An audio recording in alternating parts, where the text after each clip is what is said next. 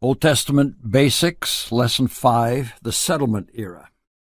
The beginning era of Old Testament history ended with Israel at the edge of the Jordan River, waiting to enter their land. This generation had lived in tents, and many had eaten manna all their lives, and were now prepared to settle in the land God had promised to their father Abraham. We call the next Old Testament period the Settlement Era because the time books of Joshua and Judges and the color books of Ruth and Deuteronomy tell the story of Israel invading and settling down in their land. The Settlement Era is difficult to date precisely, but it covers a period of a little more than 400 years. The period began with Joshua's commission in Joshua 1, continued through the disastrous period of the Judges, and ended with the transition to the Kingdom era. The Settlement Era tells three major stories. First, Deuteronomy describes the covenant between God and Israel that prepared them to live in their new land. Second, Joshua led Israel to take possession of their land, divided among their tribes, and settle down to live in it. Judges records Israel's rebellion against God and the tragic consequences of their sin. Ruth gives us a glimpse of the people in Israel who remained faithful to God during the terrible time recorded in Judges. Joshua is the book of success.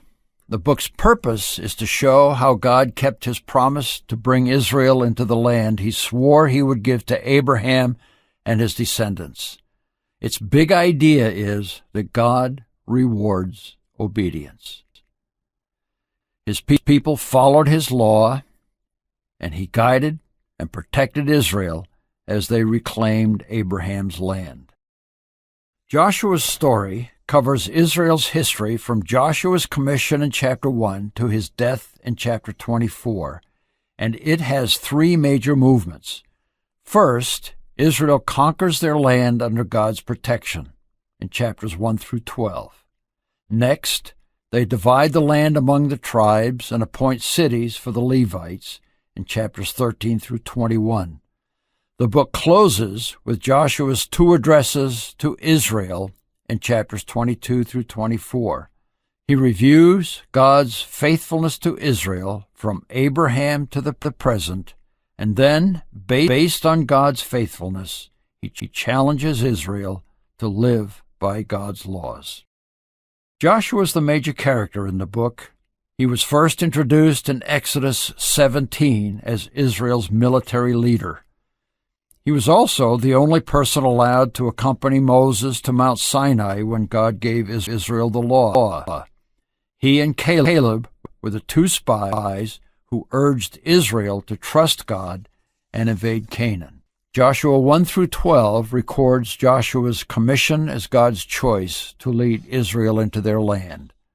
The book then records the miraculous crossing of the Jordan River, Jericho's defeat, and the many victories Israel experienced as they reclaimed their land. Then chapters 13 through 21 describe how Israel allotted portions of the land to the 12 tribes. Joshua's two challenging speeches and Israel's positive response close the book on a high note. Joshua challenged Israel to fear the Lord and serve him with all faithfulness. He urged them to throw away their idols and to make a conscious choice to follow God.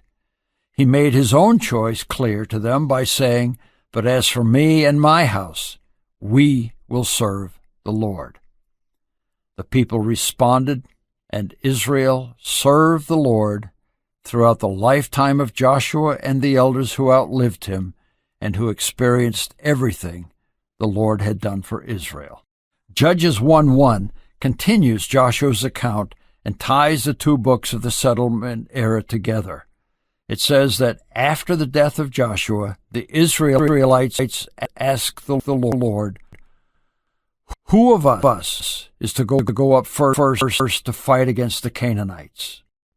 Judges 1 through 26 records the successes of various tribes as they conquered their territories.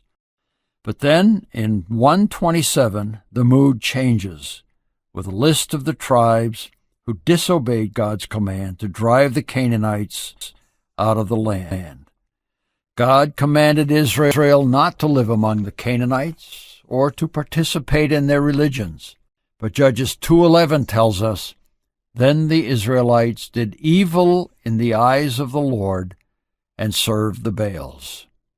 The remainder of the story of Judges continues this theme of Israel's disobedience and God's judgments. Judges' big idea is that Israel failed to keep the promises they made to God and suffered the consequences of their disobedience. The book's purpose is to reveal what happened in Israel between their success under